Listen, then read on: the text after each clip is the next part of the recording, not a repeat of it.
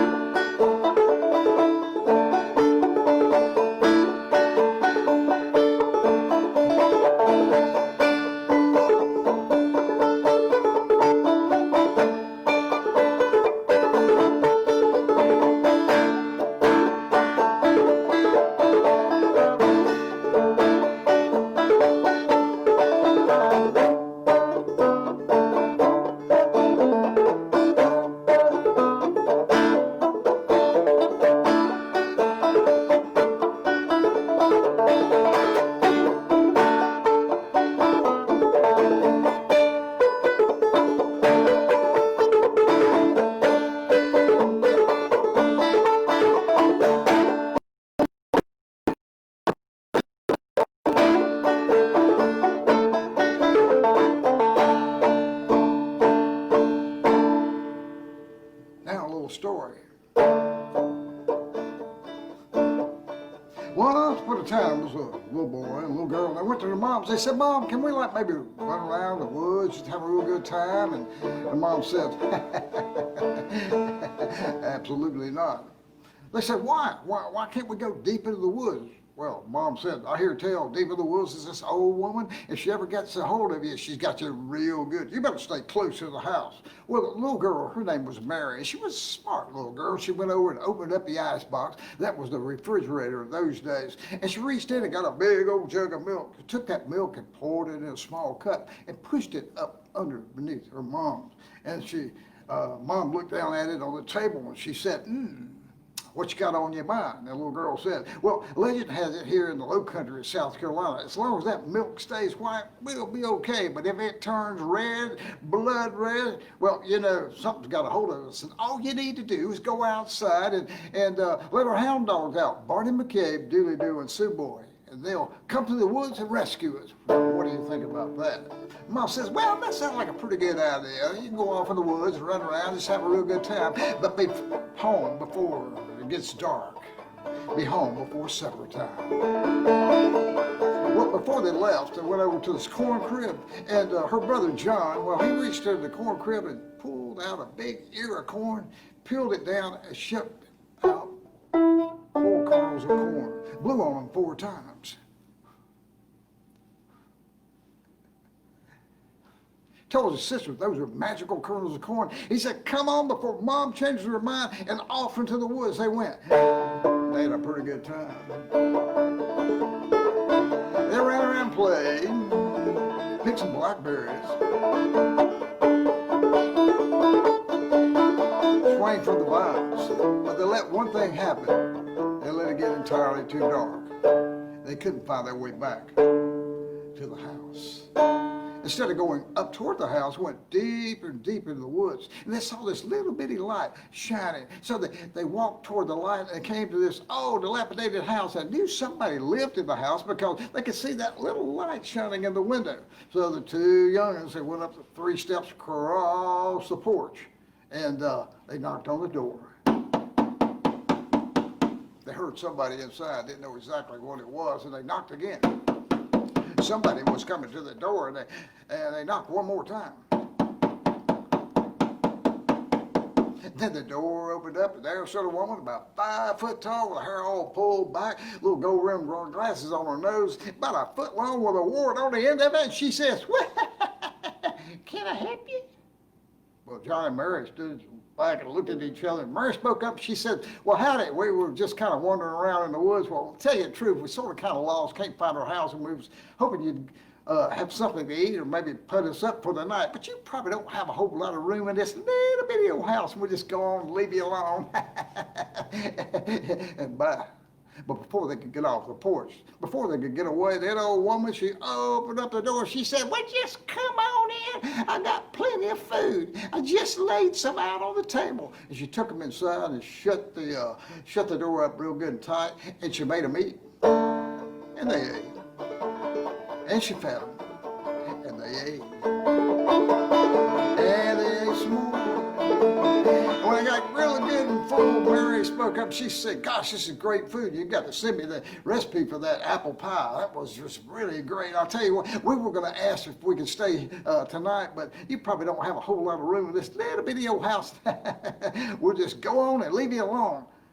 And about that time, the woman walked over to the door, standing in front of it, latched it up real good. She says, "I got plenty of room, right? Just stay the night. Just take those 13 steps up to the top of the loft, and you'll find your little bed, and you'll lay your precious heads down, and I'll call you in the morning time." Well, the two children, they did as they were told. They went up the 13 steps, and they found a little bed, and they both crawled in bed, and they almost got to sleep, except they heard this noise. John said to Mary, he said, "Mary, do you hear that?" Mary said, "I do. Wonder what that is. I have no idea." Mary said, "Why don't you get up and go downstairs and see what it is?"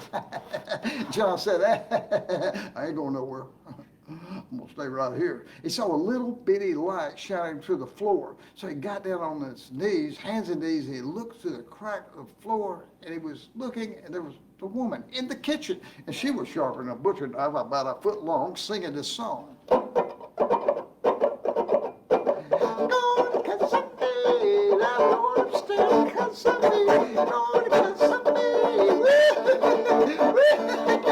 John, looking through the crack of the floor at that, he said, "Uh-oh."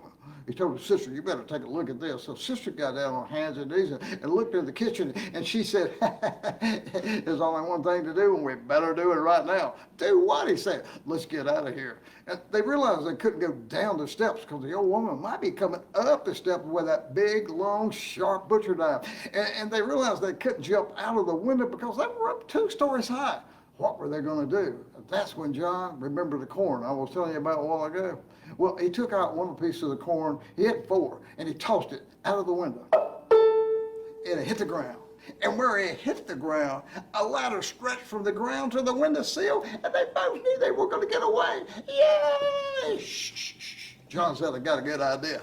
I'll be right back." "Do what?" "Yeah, I'll be right back. You just stay here." And he slid down the ladder, went out to the pumpkin batch, brought about 4 huge pumpkins, and tossed them up to his sister. And sister caused the pumpkins, placed them in bed, and it did sort of kind of look like the 2 youngins were laying in bed. And then she tiptoed over to the window, and she slid down the ladder and joined her brother, and together the 2 went off to get away from that old house, get away from that old woman.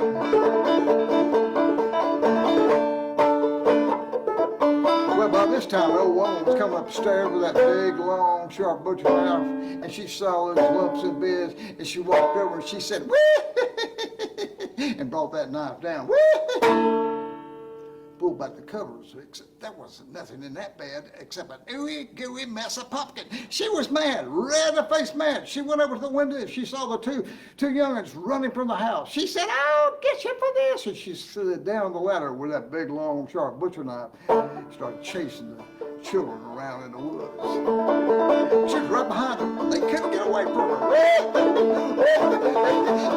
Well, John had to do something, so he pulled out his second piece of corn, and quickly he tossed it down. And when it hit the ground, one of those lovely pine trees from the low country started growing. I mean, it grew and it grew, and it got about 150 feet tall. I mean, within about 10 seconds. Well, the 2 children, John and Mary, they knew exactly what to do. They grabbed hold of the limbs, and they rode it all the way up to the very top. And there they were, looking down. A woman was at the base of the tree. She said, well, I would climb up there and get you, but I have a better idea. See, she took that knife. She held it like an axe. She went chipping and chopping to that tree. Chip on the old block, yeah, chip on the new block, yeah, chip on the old block, yeah, chip on the new block. Well, it was going to take her a while to bring that tree down, and the two children knew it. They had a little bit of time. That's when John pulled out another piece of corn and dropped it to the ground. That was his third piece. And back at the house, that milk I was telling you about a while ago, what color do you think it turned? You're right. Red, blood red. Mom knew something was wrong. She went out to the porch and she called out, John, baby! But they couldn't hear her. And so she went over to the dog lot and she let the dogs out. Barney McCabe, Dooley-Doo, and Sue Boy. And they come out running. Oh.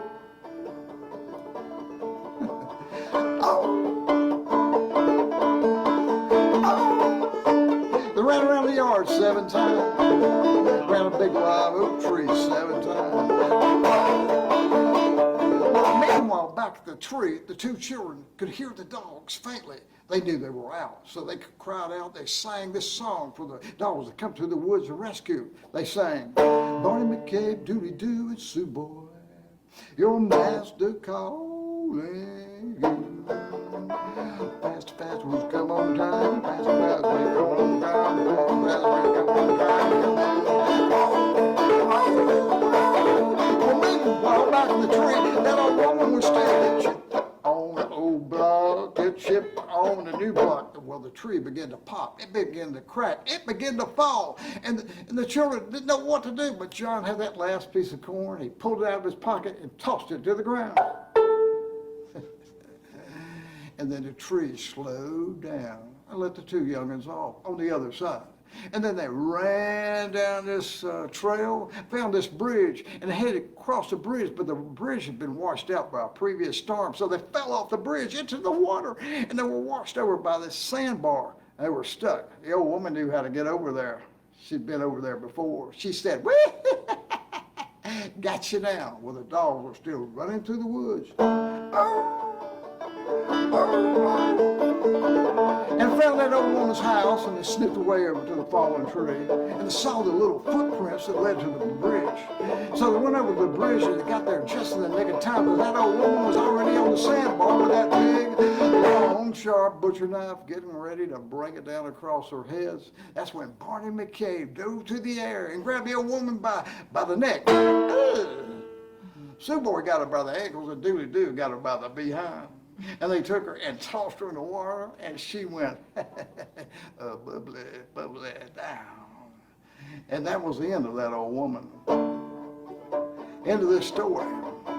And the end of this fancy banjo playing.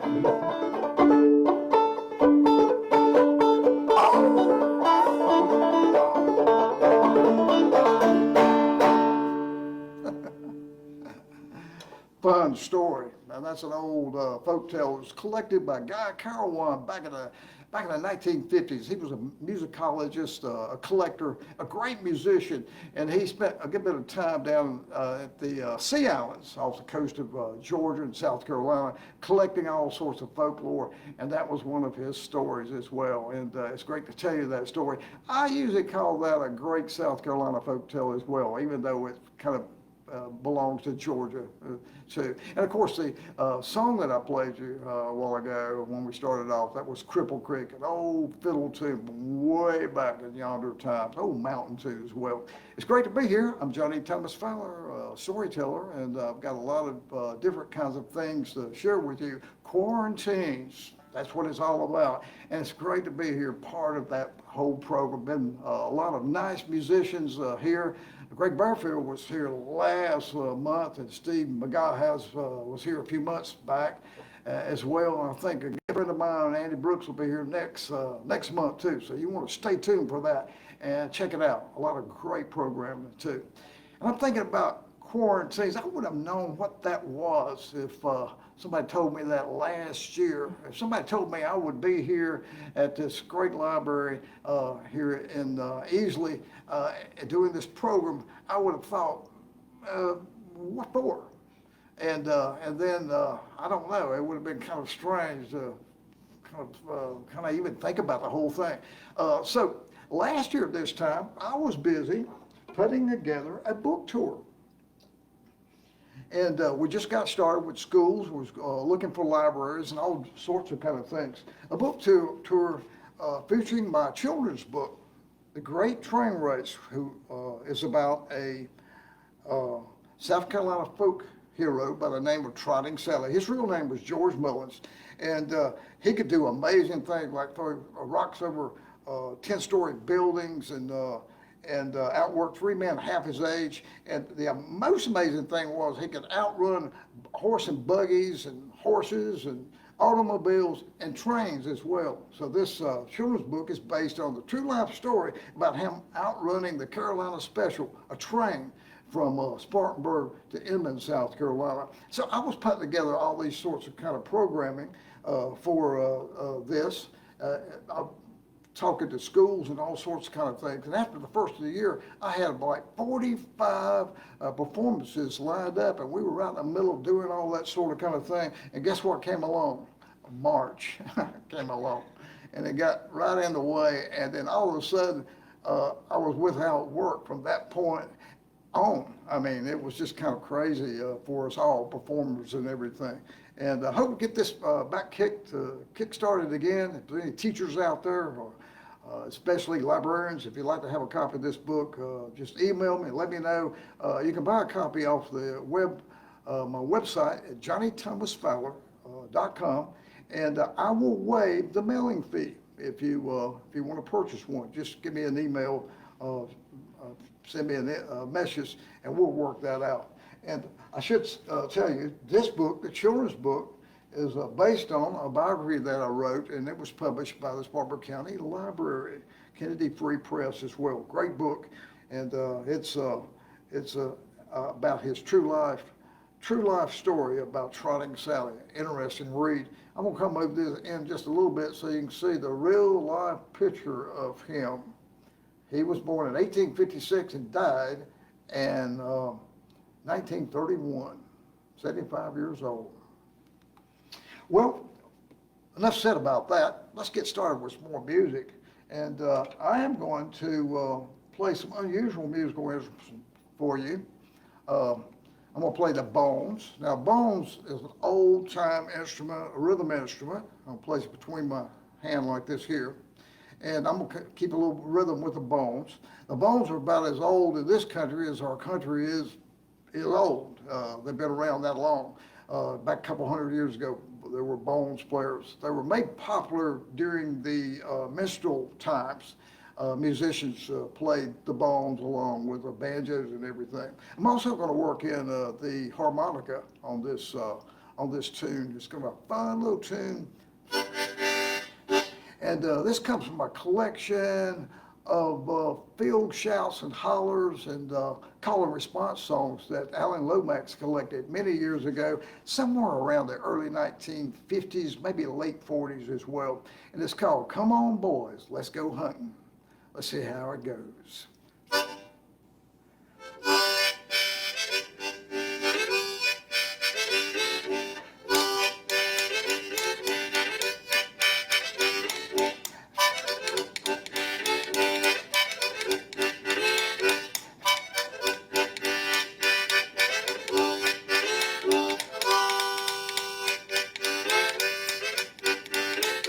Come on, boys, let's go to hunt. Come on, boys, let's go to hunt. A dog in the woods and it does treat something.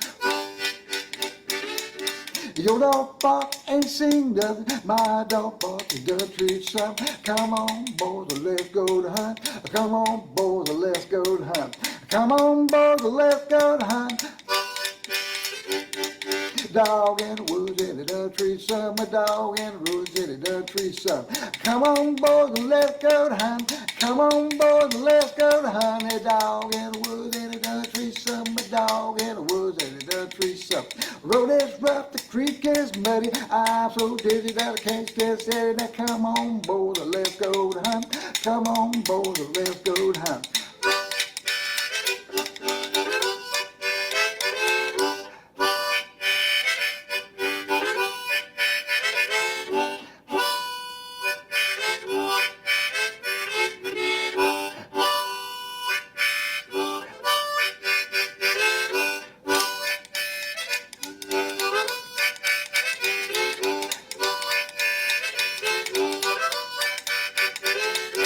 Come on, boys, let's go to hunt. Dog in the woods and he done treat some. Your dog bark ain't seen nothing. My dog bark and done treat some. Come on, boys, let's go to hunt. Come on, boys, let's go to hunt. Come on, boys, let's go to hunt. Dog in the woods and he done treat some. Dog in the woods and he done treat some. Rabbit up a gun stuck, possum in a holler. Help me get her down and give her $50. Come on, boys, let's go to hunt. Come on, boys, let's go to hunt. Come on, boys, let's go to hunt.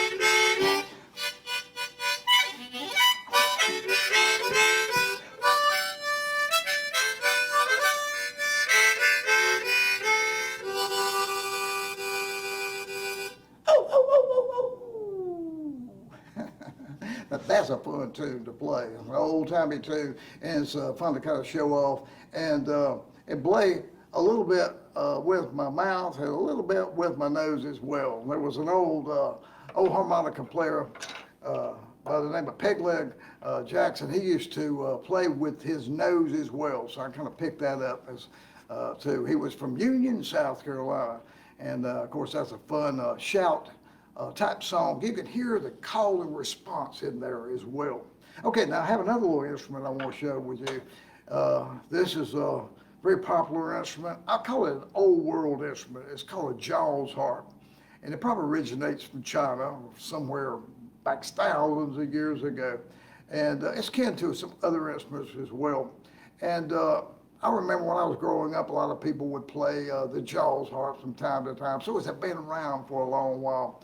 And if you ever visit Spartanburg, South Carolina, over at the Walnut Grove Plantation, you go inside, they'll have one up on the mantle. Last time I was there, it was up on the mantle. And when I was visiting, I asked, why do you have a Jaws harp up there? And they said, well, it was actually, a Jaws harp was belonged by the fella who occupied the house. And so even in revolutionary times, people played the Jaws harp, sort of kind of like they did the harmonica as well. They were easy to tote around and play between the battles at the campfires and everything. Anyway, I'm going to play an old tune here, and a fiddle tune on the Jaws harp. This is one of the first fiddle tunes that was recorded by Ed Robertson. This was his signature tune, and it's called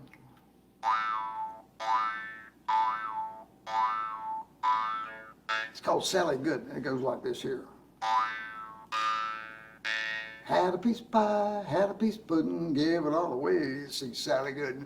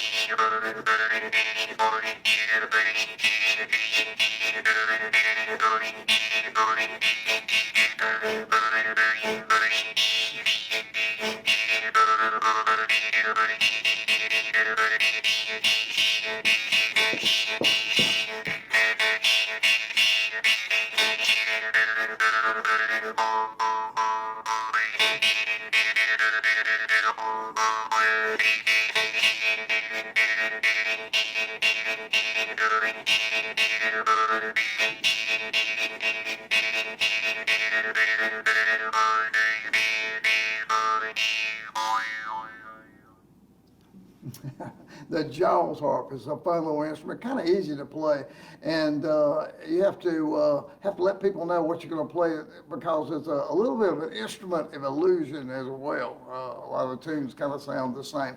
Great little fiddle tune by Eck Robertson, and of course he didn't play the Jaws harp, I don't think, but he played a mighty fine fiddle version of that tune back in 1922. Anyway, that was a lot of fun.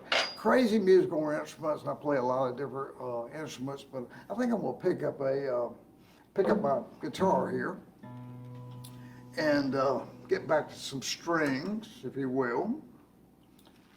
And I want to thank Hampton Memorial Library for having me this evening. It's been great driving down. Kind of got stuck in a little bit of traffic coming down, but that's another story. We'll leave that alone. Thank you for Stephanie and Jennifer for doing all this great work here, making sure the program is a absolutely wonderful program. I'm going to do you a song here that's not an old song. It's about 40 years old. When you speak to old-time musicians and ethnologists and researchers and everything, 40 years is not a long time. We're talking about 400 years. Now, that would be a long time, but there are tunes actually that old out there as well. This song was written sometime about 40 years ago, and it was borrowed, I think the melody was borrowed from maybe an African-American spiritual as well, but new words were put to it. And then it entered the folk process. Now, what the folk process is when people learn songs from each other and through generations and generations. That's where all the fiddle tunes and folk music and ballads come from, the folk process. Of course, today, a lot of people learn through YouTubes and videos, and you can go to a jam session and record all the tunes you want to record just with a little bitty phone. Of course, that wasn't the way it was back just a generation or so ago.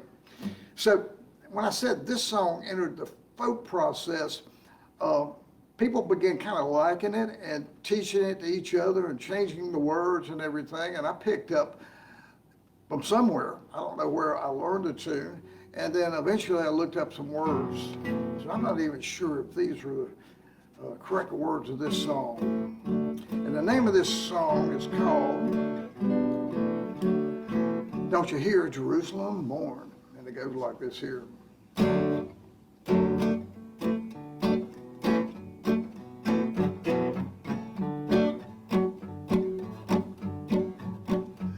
Well, the Baptist minister, you can tell by his coat, don't you hear Jerusalem mourn? Got a bottle in his pocket, barely told, don't you hear Jerusalem mourn? Don't you hear Jerusalem mourn? Don't you hear Jerusalem mourn? Thank God there's heaven that's ringing in my soul when the soul's set free. Don't you hear Jerusalem mourn? Well, the Methodist now, don't you know? Don't you hear Jerusalem mourn? Never let chicken get big enough to crow. Don't you hear Jerusalem mourn? Don't you hear Jerusalem mourn? Don't you hear that Jerusalem mourn?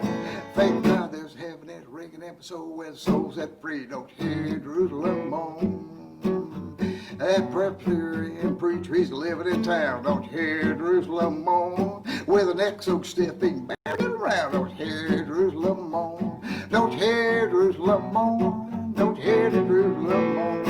Thank God there's heaven and ringing in my soul when soul's set free. Don't you hear the Jerusalem mourn? Them Episcopalians never have a riff. Don't you hear Jerusalem mourn? Two more get together, always have a fifth. Don't you hear Jerusalem mourn? Don't you hear that Jerusalem mourn? Don't you hear Jerusalem mourn? Thank God there's heaven and ringing in my soul when soul's set free. Don't you hear Jerusalem mourn?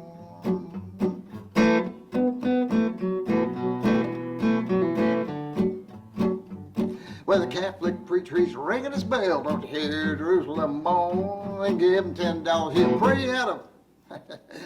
Well, don't you hear Jerusalem mourn? Don't you hear Jerusalem mourn? Don't you hear Jerusalem mourn? Thank God there's heaven and ringing them so when souls set free. Don't hear Jerusalem mourn. Them holy roll like lots of God. Don't hear Jerusalem mourn. They're singing and shout all through the night. Don't hear Jerusalem mourn. Don't hear that Jerusalem mourn. Don't hear Jerusalem mourn. Thank God there's heaven and ringing them so when souls set free. Don't hear Jerusalem mourn. Don't hear Jerusalem mourn. Don't hear that Jerusalem mourn. Thank God there's heaven and ringing them so when souls set free. Don't you hear Jerusalem mourn? Well, hallelujah. That's kind of a crazy little song. I hope I didn't offend anybody out there, but it's a fun song to share and sing. And it sounds really great when you have like all the 5-part harmonies going and all that. I couldn't pull that one off tonight, but it's a fun little, definitely a fun song to sing. Last week when I was in an interview with Ian, we talked about all sorts of kind of things, and he asked me a question about when I started playing the guitar first. And I had to think for a few minutes. It was about 1965 or so.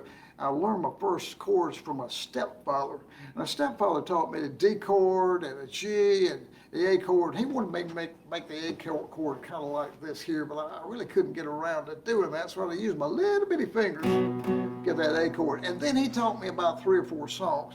And he was kind of like a folk singer. He collected a lot of songs. And what was amazing about him was I never saw him ever write down and then, just played it and everything. So he taught me Ring of Fire by Johnny Cash. And then I learned a couple other songs. I think they were Woody Guthrie songs or Carter Family tunes. And then I had 3 songs. So I had a concert. So I went down to all my neighbors in the neighborhood, and they sat out on the front porch, and I played my 3 songs. And I went to the next house, I played my 3 songs. I was on tour. And I went in the living rooms and played. And that was when I discovered music, how much I enjoyed it, how much I enjoyed performing as well. And I think it was that time I decided I'd like to do some of that type of performing. It made you feel good as well. As far as storytelling goes, I'd been working on that for several years before that. I got in pretty good trouble with my storytelling. So I was getting pretty skilled with both of those, and of course putting them together too. Anyway, I want to do you a medley of tunes that I call foundation tunes. They're like tunes that everybody can do, and they're great tunes you can learn from other people as well. If you get with somebody that's fairly new in the group, these tunes work out real good. And I never get tired of singing these tunes as well. Medley of tunes, we'll think about Woody Guthrie and the Carter Family, maybe Lead Belly as well. And definitely some fun tunes. Let's do it.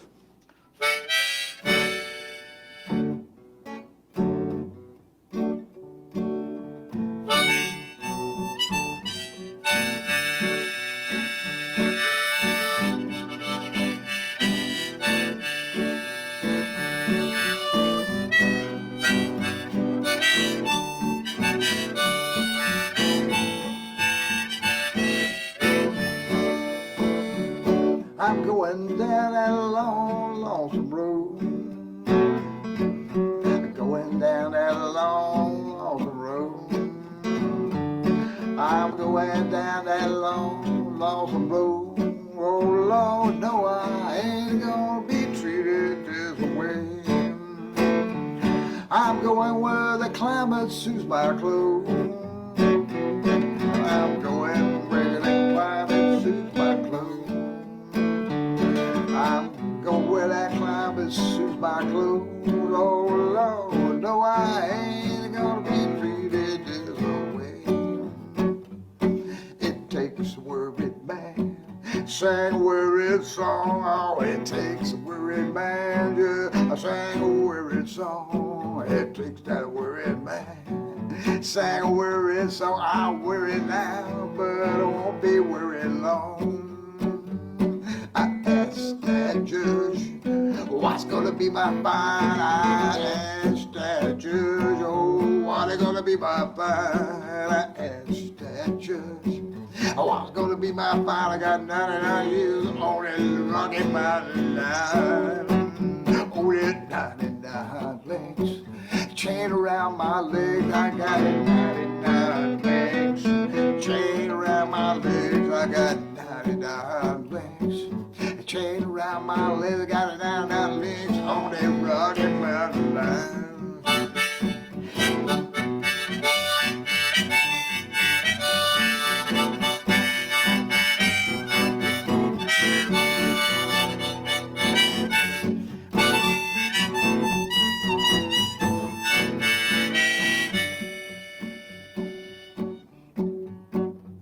When I was a little bit baby, my mama used to rock me in the cradle in them old cotton fields back home. It was down in Louisiana, just about a mile from Texarkana, in them old cotton fields back home.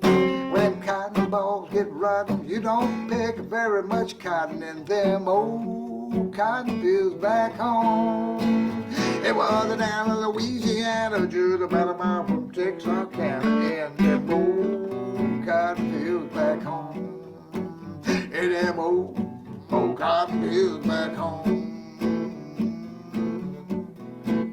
1 foot up, 1 foot down, 1 foot low and above the ground, down low, low, walking down the railroad line. Low, low, low, low, low. I'm walking down the railroad line. I give up this life I choose. A good one walking in a pair of shoes. Down low, low, walking down the railroad line. Oh, low, low, low, low, low, low. Low, low. Walking down the railroad line. I got a home in glory land that outshine the sun. Oh, I got a home in glory land that outshine the sun. Oh, I got a home in glory land that outshine the sun. Looking way beyond the blue. Looking way, way beyond the blue. I'm going down that long, lonesome road.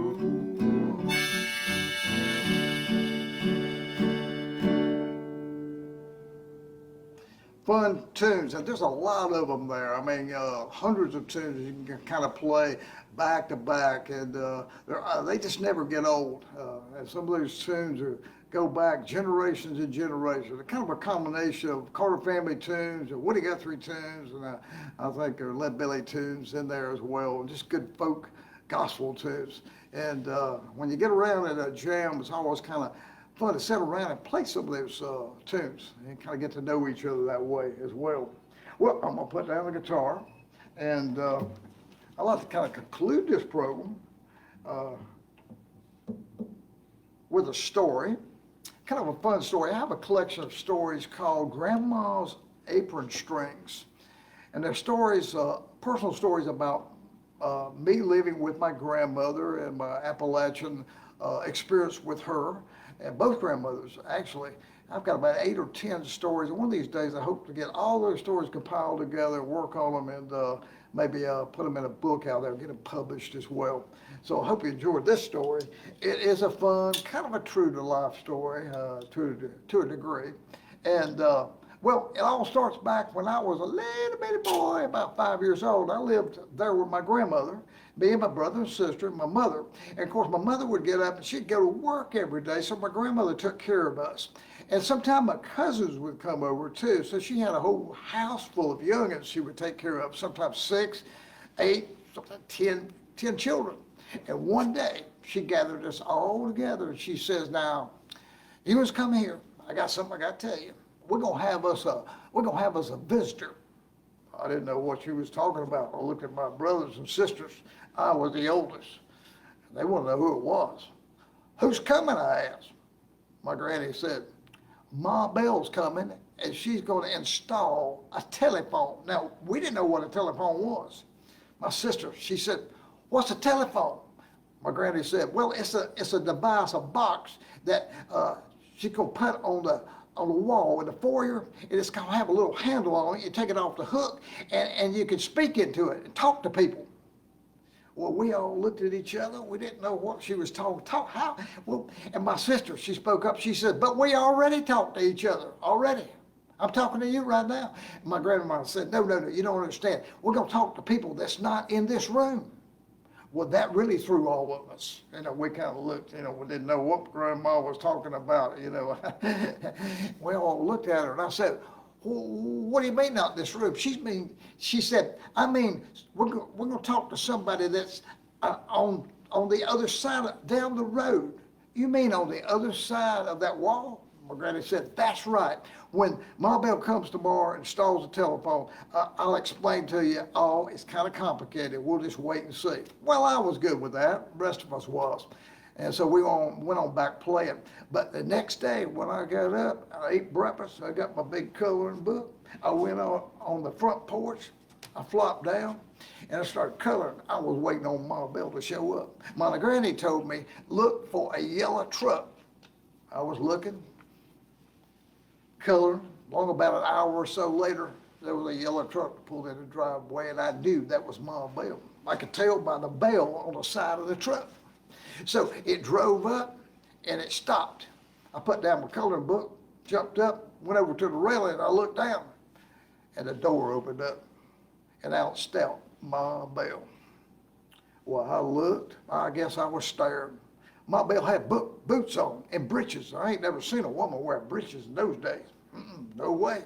And she had hairy arms, a scruffy face, and thick glasses, and spitting something out of her mouth. And she spoke in a rough kind of voice. "Howdy."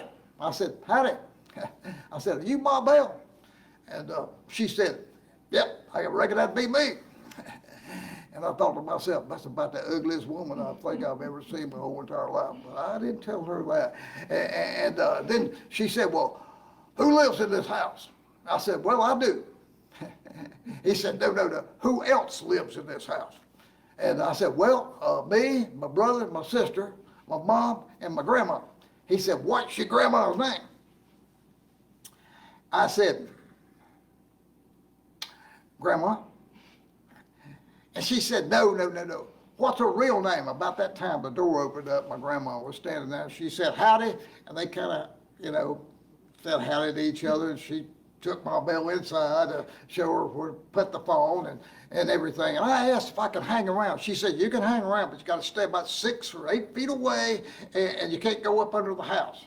And don't bother Ma Bell. Let her install this phone." I said, "Okay," because I had to find out what was going on. And one of the fascinating things that really caught my eye, Ma Bell had this belt that went around her big old belly. I couldn't understand that belly at all because, a woman with that big belly right there, she's even pregnant, or, well, could be like my grandma. My grandma is big up here until she gets ready to go to bed, and then it drops all down here. I don't know what that's about, but I just kept my mouth shut, and she put that big old belt on and had all sorts of tools. I mean, now my grandma had a few tools, old rusty screwdriver and a pair of pliers or something like that. But Ma Bell, she had all sorts of kind of tools. I wish you could have seen them all. Brace and bits and wire cutters, needle nose priers and all sorts of kind of things. So I was just walking around taking all this in. And she crawled up beneath the house, because I wasn't allowed to go up beneath the house. But I kept Ma Bell pretty busy asking all kind of questions. "What you doing here? What are you doing that? Why are you doing that?" And by the time Ma Bell came out from under the house, she said, "You like to talk a lot, don't you?" I said, "That's what my grandma says."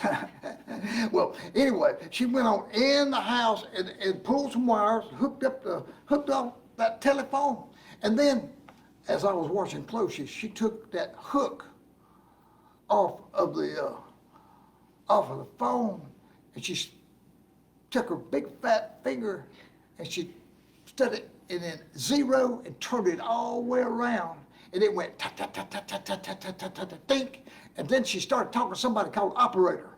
And they seemed to know each other and talked about how clear things were and all sorts of kind of things. And then it was a short phone call, and then Ma Bell hung up the phone, looked at me and winked. He said, "That'll do it." Wrote something out on a piece of paper gave it to my granny, cleaned up, and got in her truck. And off she went down the driveway. And we all went out on the front porch. And my grandma said, now, let's wave goodbye to Ma Bell, because that'd be the last time we'll see her. Bye, bye. With tears in her eyes, we watched Ma Bell leave. Well, I'm here to tell you that wasn't the last time we'd see her. You see, my granny turned around and she said, now, I want all you youngins to follow me. And we followed her, and we all gathered around the phone. And she took that little handle off the hook, and she says, I want you to hear something. And each and every one of us, she let us hear something called dial tone. And we just listened. My sister was like, we all got to hear the dial tone for the very first time. And then she hung it up and she said, now I want you to listen to me real good. Don't touch this phone. Somebody's gonna call, and when they call, I'll let you talk to them. I looked at my granny and said, on the other side, she said, that's right, just don't touch the phone. I'll explain the rest to you later on. I got things I got to do.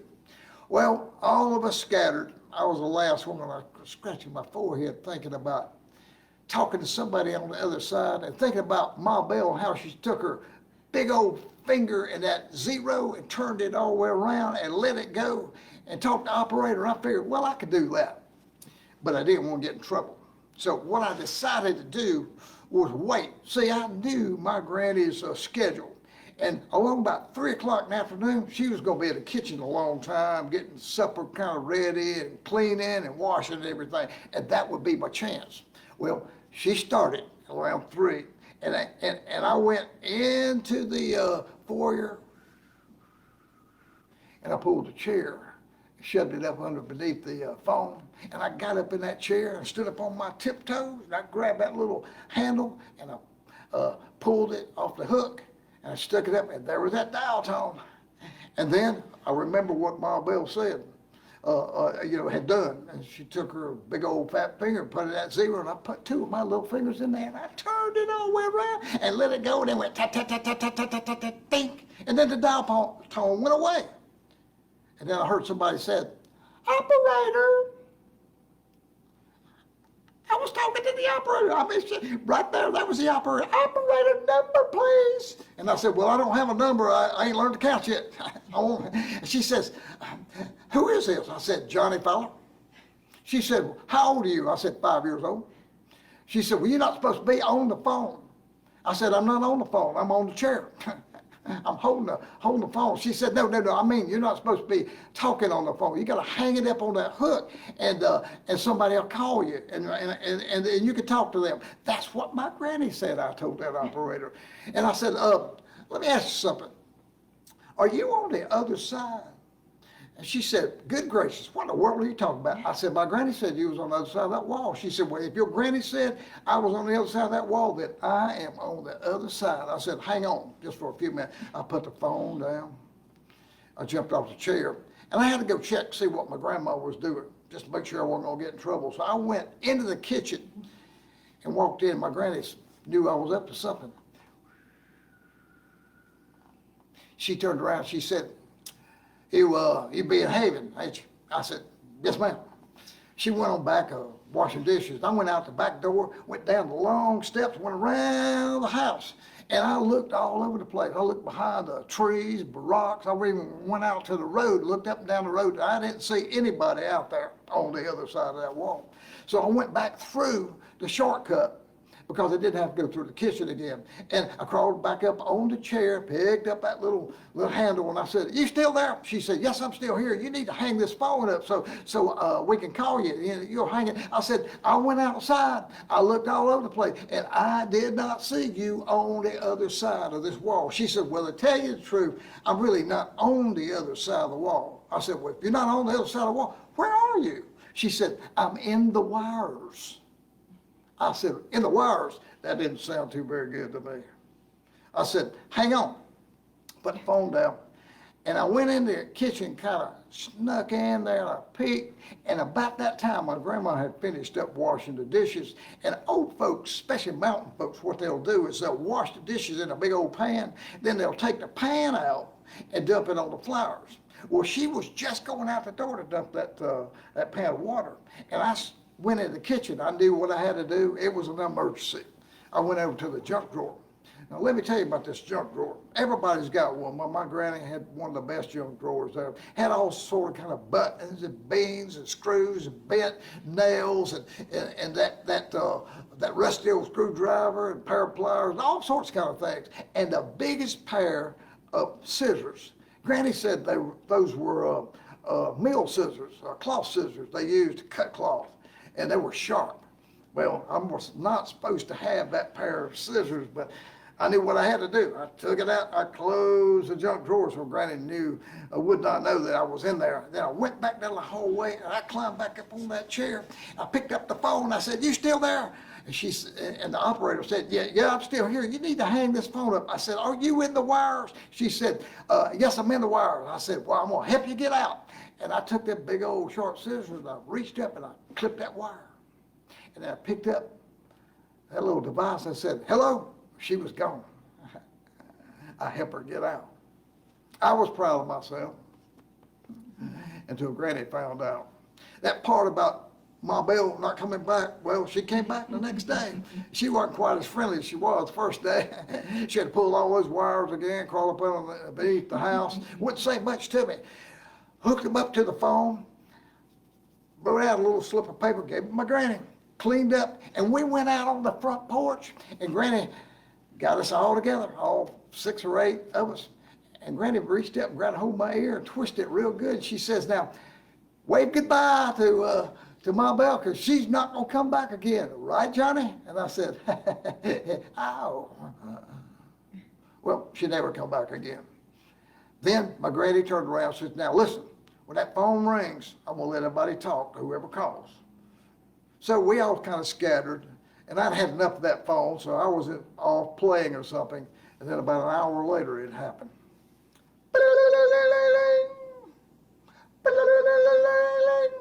I knew exactly what it was. I called out, "Telephone!" All the children started running into the foyer, bumping into each other like Keystone Cops and everything. And then we all kind of got settled. My Granny was coming down the hallway. Wish you could have seen her. She was wiping her apron. She was going right to the phone. She was proud. The telephone was ringing.